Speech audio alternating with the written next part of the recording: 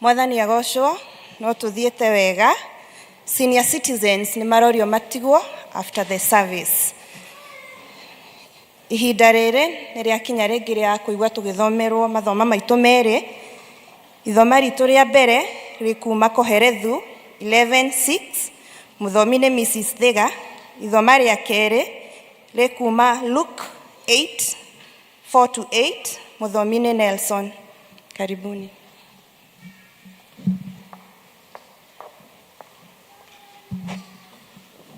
Mwathani agocwo.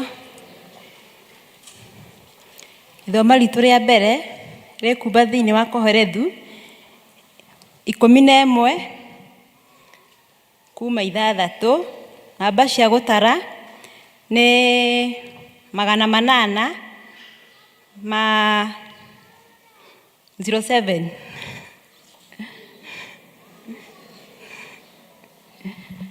kuma 6.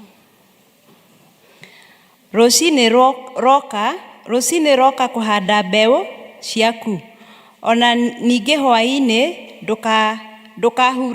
ndũkahurũkie guoko gwaku, nĩ gũkorwo ndũĩ ĩrĩa ĩkagĩra. Hihi nĩ ĩyo kana nĩ ĩrĩa ĩngĩ, ona kana hihi o cierĩ nĩ ikagĩra. Na Ngai arathime ciugo ciake. Niĩ ngũmũthomagĩra njĩtagwo Wathiga, na Ngai nĩ mũrĩithi wa ngoro yakwa.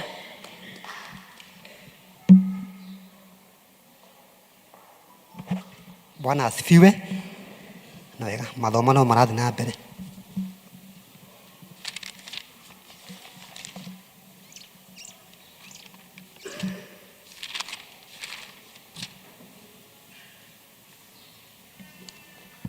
Tũrathoma ibuku rĩa Luka 8 twambie 4-8.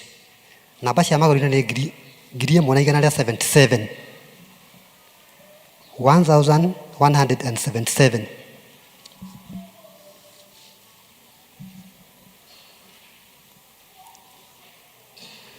Ngũciara nĩtuonete. Kei tũthi na mbere.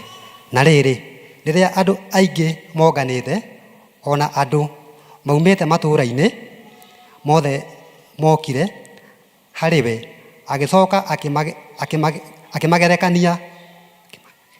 akĩmagerekanĩria ũhoro, akĩmera atĩrĩ, mũhuri nĩaumagarire agĩthiĩ kũhura mbeũ ciake, na rĩrĩa acihuraga, imwe ikĩgwa thĩ mũkĩra-inĩ wa njĩra, nacio ikĩrangwo na makinya ma andũ. Nacio nyoni cia rĩera-inĩ igĩcirĩa. 6. Nacio imwe ingĩ ikĩgwa thĩ rũnyanjara-inĩ, nacio o ikĩmera ikĩhoha, tondũ hatiarĩ na kĩmeru. 7. Nacio imwe ingĩ ikĩgwa thĩ mĩigua-inĩ, nayo mĩigua ĩgĩkũranĩra hamwe nacio ĩgĩcithararia. 8 na nĩyo ya kũrĩkia. Nacio imwe ingĩ ikĩgwa thĩ tĩĩri-inĩ ũrĩa mũnoru, nacio igĩkũra igĩciara o ĩmwe maita 100. Na arĩkia kuuga maũndũ macio, akĩanĩrĩra akiuga atĩrĩ, ũrĩa wĩna matũ ma kũigua nĩakĩigue. Niĩ ndamũthomera njĩtagwo Nelson Mwangi na ndĩ mũhonoku. Mwathani arathime ciugo ciake. Ngai amũrathime athomi aitũ.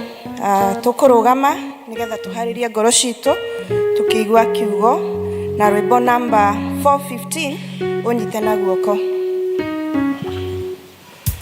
Ũnyite na guoko, njikarage nawe, ndĩkuĩire mũtĩ wakwa wa kwamĩrwo.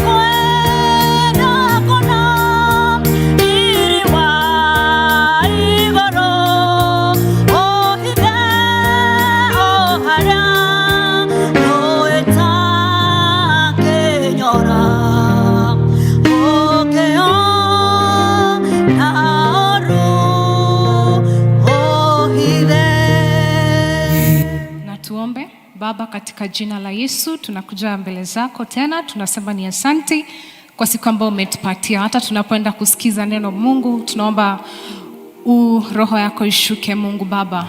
Heavenly Father, may you meet us at our point of need, oh God. Some of us are hurting, oh God. Some of us need your healing, Jehovah. And Lord, how I pray that the Holy Spirit of God may just minister to our needs this afternoon. Father, I'm nothing, oh God, but I pray that you may use me. May I decrease, oh God, as you increase. Patana na mahitaji yetu Mungu. Katika jina la Yesu tumeomba na kuamini. Amen. Bwana asifiwe. Bwana asifiwe tena. Kama unaniona upenduke mwenzako, mwambie umesalimiwa na Winfred na Mungu anakupenda. Na ningependa umuulize hili swali. Are you ready to be planted for fruitfulness? Yes, hilo swali ambalo umeulizwa na jirani yako, kaa ukitafakari. Bwana asifiwe.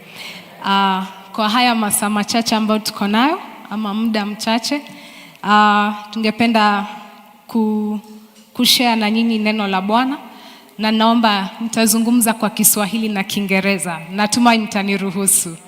Asante sana. So kwa majina ni Winfred Otieno. Kwa hiyo ya pili mnaelewa Kikuyu kidogo, si ndio? But Mungu atazungumza nasi. Bwana asifiwe. Amen. So siku ya leo, or this year, tunazungumza kuhusu planted for fruitfulness. That is in English, the way iko kwa bana. And huu mwezi wa Februari, Mungu anazungumza nasi kuhusu kuchagua mbegu, ama choosing a seed.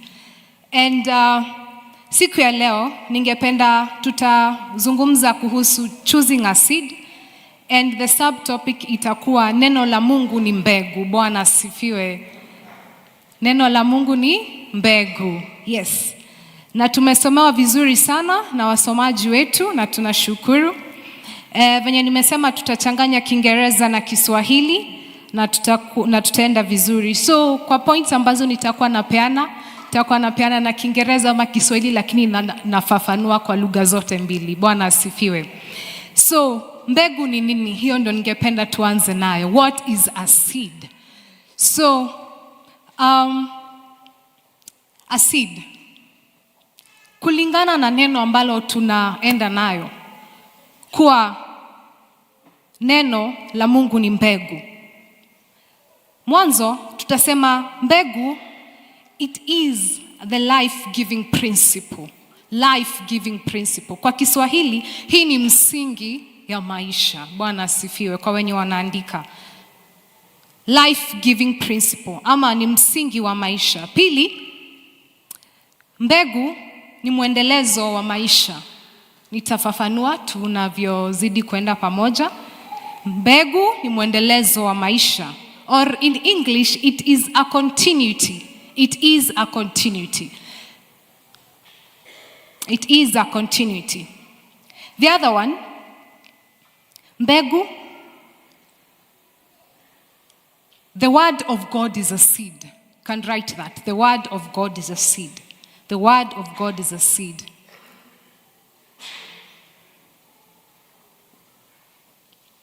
And the other one, the word of God is the Spirit of God. It is the Spirit of God.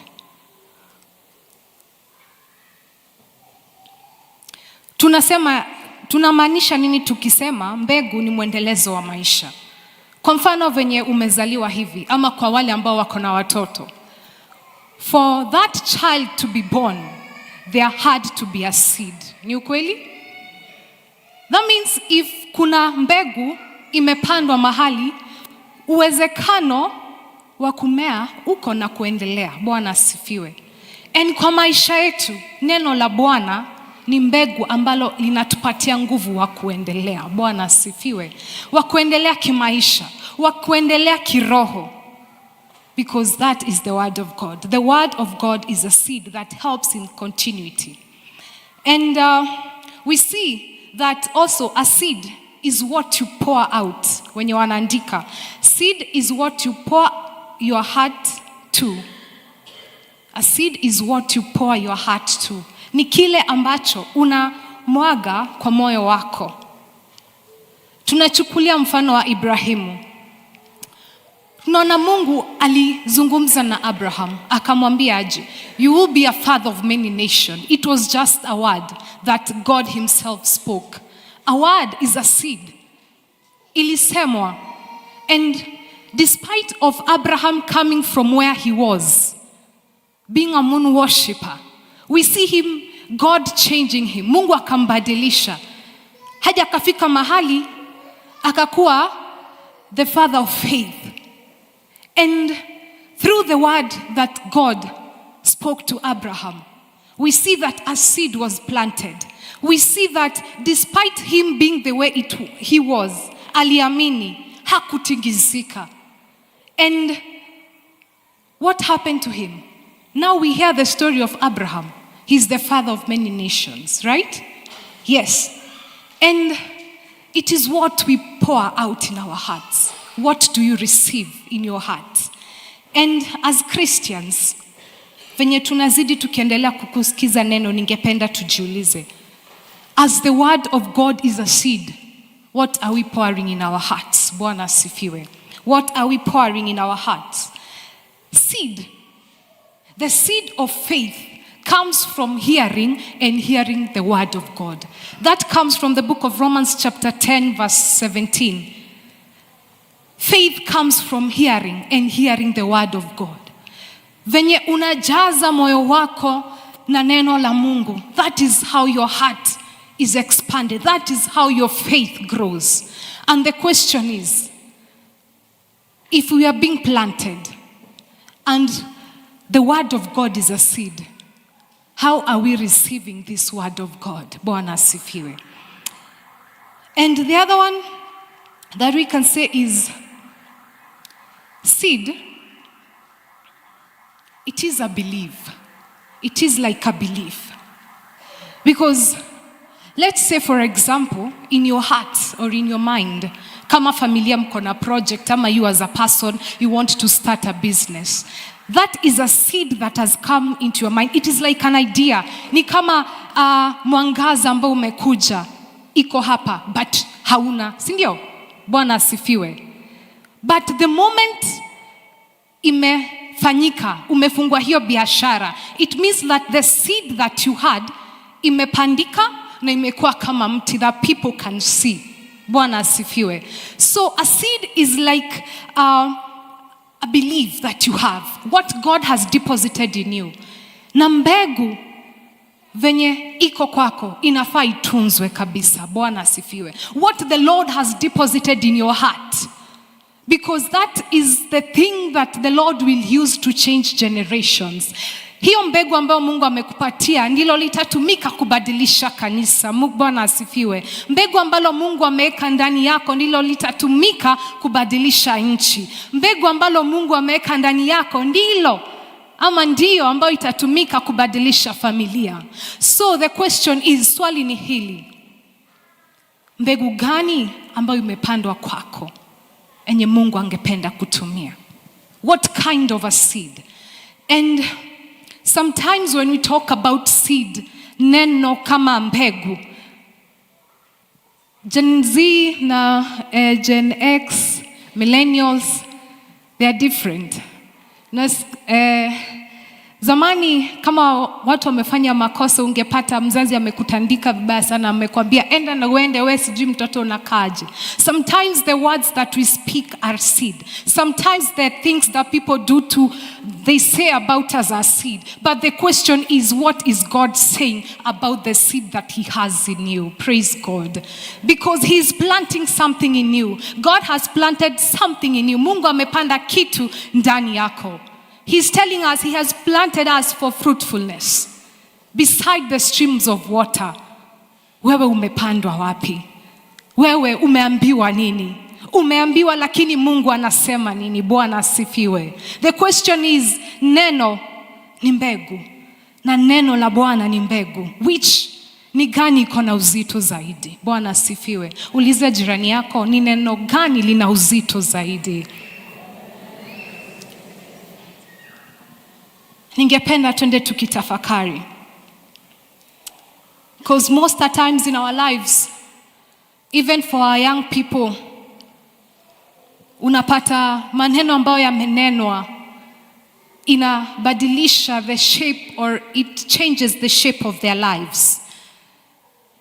But God is telling us this morning, He knows you by name. Bwana asifiwe. In the book of Jeremiah 29, He knew you before you were formed. That the word of God is a seed. Alisema na unaichukulia aje? Utaipanda wapi kwa moyo wako? Kwa maisha yako utaipanda wapi? The word of God is a seed. It counters every word of men. Bwana asifiwe. Because it can grow to be a big tree that watu wakiona wanasema, indeed, this is the tree and the seed of God and not men. Bwana asifiwe. And on Wednesday we talked about the power of a seed. And kulikuwa na very good elaborations.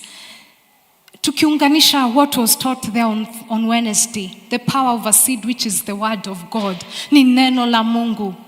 Neno ambalo linatupa msingi kwa maisha, neno ambalo linabadilisha, neno ambalo kwa jina la Yesu tukikuwa na hilo neno na tunajua ni msingi, mambo yanabadilika because of the word of God. Because of the word of God. So tukiendelea with the points that we have, word is the spirit, and the word of God is a seed.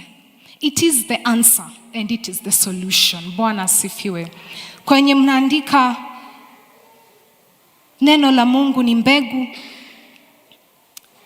na ni suluhisho kwa mateso yetu, kwa maswali ambazo tunazo, kwa mambo ambayo tunapitia. Neno la Mungu ni suluhisho. Neno la Mungu ni suluhisho. The other one, neno la Mungu ama the word of God is life. The word of God is life. Neno la Mungu ni uhai. Neno la Mungu ni uzima. Hili ni mbegu. Sometimes in our life venye tuko kama Wakristo, tunafinyiliwa sana kwa kona, but tunafaa tujipatie nguvu kwa neno la Bwana. Mungu asifiwe. Nasema because the word of God is light. The word of God is life. Unaona unafika mwisho, unaamka unasema najipanguza. The Bible says that arise and shine. And that is how you arise and shine. You walk into your destiny. Praise the name of the living God. Unasikia like unakuwa mgonjwa unasema hapana, because the word of God is life. Neno la Mungu ni uzima. I am healed. I am delivered in the name of Jesus Christ. That is the word of God. That is the seed of God. We see the case of Paul in the shipwreck in the book of Acts, chapter 27, verse 1 to 6. Chapter 27, verse 21 to 6.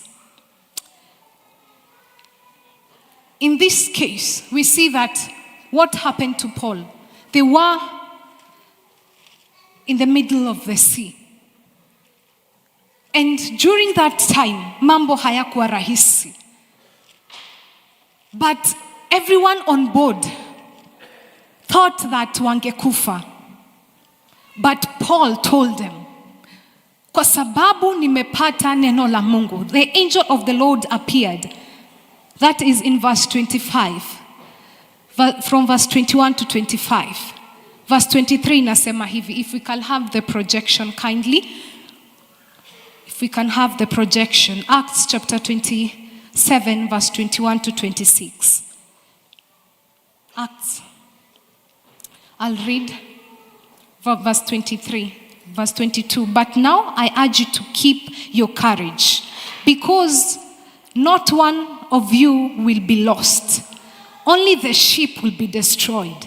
Last night an angel of the Lord, to whom I belong and whom I stood beside me, and said, do not be afraid, Paul. You must stand trial before Caesar, and God has graciously given you the lives of all who sail with you. the angel of the Lord appeared. And Paul took this word at heart. Sometimes tunafika mwisho mahali unashanga Bwana nifanye nini. But the Bible is telling us this afternoon that take heart, take courage. The word of the Lord is an encourager. The word of the Lord is a seed in your life. The word of the Lord is a seed that can be able to grow, can be able to change circumstance. Bwana asifiwe. And this seed is the word of God. It is the message of God himself. So as people of Mokoyo, which word, which seed are we taking into consideration? Ni mbegu gani ndo tunachukulia kupanda kwenye mioyo yetu, kwenye maisha yetu? Bwana asifiwe. And neno la Mungu ambalo ni mbegu ni mwangaza. Ni mwangaza kwa waliopotea. Ni mwangaza kwa walio hawana tumaini. Ni mwangaza kwa wale ambao wanaona hapa tumefika mwisho. Because we have been planted where the Lord is. We have been planted by the streams of water. Kando ya maji, kando ya mito, and the stream of water is Jesus. And mahali Yesu yuko kuna mwangaza. Mahali Yesu yuko kuna ukombozi. Kupitia hili neno lake, washirika, my brothers and sisters in Christ, I don't know what kind of light or what kind of seed inaweza kuwa imepandwa kwako huu mwaka, but nimekuja kutia mtu nguvu, hata mimi pia najitia nguvu, that take courage. Take courage. The word of God, the seed which is the word of God, can change that situation, can be able to heal that situation. It doesn't matter the kind of stage of a situation is, but God, with the word, all things are possible. In the name of Jesus. And in the book of Luke venye tumesomewa, kuna mpandaji mbegu, mwenye anapanda mbegu. The word, the sower.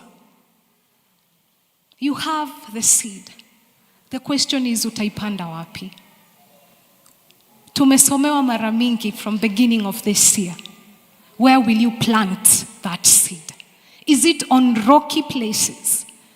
Kwenye in a good and fertile soil, ni wapi? Utataka kupanda hilo mbegu wapi? Kama kanisa, mbegu ambalo Mungu ametupatia, tutaipanda wapi? Kwenye familia zetu, neno la Mungu tutaipanda wapi? And it is my prayer this afternoon that the word of God, which is a seed, ipandwe mahali inafaa kwa maisha ya kila mmoja wetu, ndio tuweze kutoa matunda ambayo yanafaa. Hata kama hatutaweza kula hayo matunda, other people will be beneficiaries of those fruits, because the power of the seed, because of the deposit that God has in you or has placed in you for the glory and honor of his name. And tukimalizia, ningependa kutia yote ambayo anasikia ako chini. The principle ama msingi wa ukweli wa maisha ni neno la Bwana. Na kila mmoja anafaa ajue, ahusiane na hili neno. So that you know, ukiambiwa you are not worthy, you say hapana, I'm a child of God. Ukiambiwa you are a failure, you say no, the Bible says I am the head and not the tail. When people say that you cannot be healed, the Bible says in the book of Psalm chapter 1:7 verse 20, he gave his word and healed us. By the stripes of Jesus we are healed. How? Hii mbegu umeipanda aje? Neno la Bwana ambalo ni mbegu kwa maisha yako umeipanda aje? Mtu akisema hivi, can you be able to counter that with the word of God? When men say this, can you stand and say, no, the Bible says that I am a child of God. I am more than a conqueror. I can do all things through Christ Jesus. What is the word saying? How have you equipped yourself for this life with the word of God? If the economy of the world is shaken, which economy do we look up to? The Bible says if the foundations of the earth are shaken, where will the righteous run to? If everyone is complaining, kila mtu anateta, which kind of a song and a word will you give to others as a Christian? If the nation is being shaken, as a servant of God, as a child of God, which word will you give to other people? Bwana asifiwe. Tunajita wa Kristo, but what kind of seed do we plant in our hearts? What kind of seed do we plant in our mouth? Tunapanda mbegu gani? Ya kuteta? Ya kukiri nguvu za Bwana kwa maisha yetu, kwa dunia, kwenye kanisa? Bwana asifiwe. Which kind of seed are we planting? Which kind of seed? Neno la Bwana ni mbegu. Ni mbegu gani ambayo unayo? Ni mbegu gani ambayo ninayo kama Winfred? Ni mbegu gani?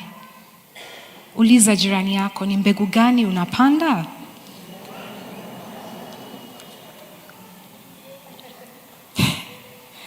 So, kwa haya yote, in the book of Ecclesiastes, tukimalizia.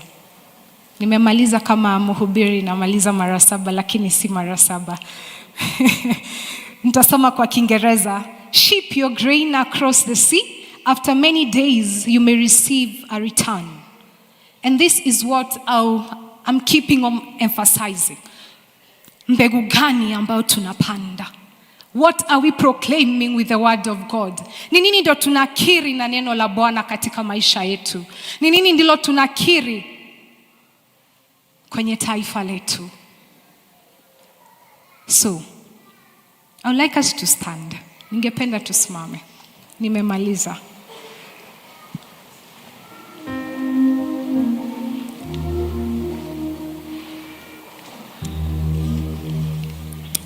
And ningependa kama wewe binafsi uombe tu Mungu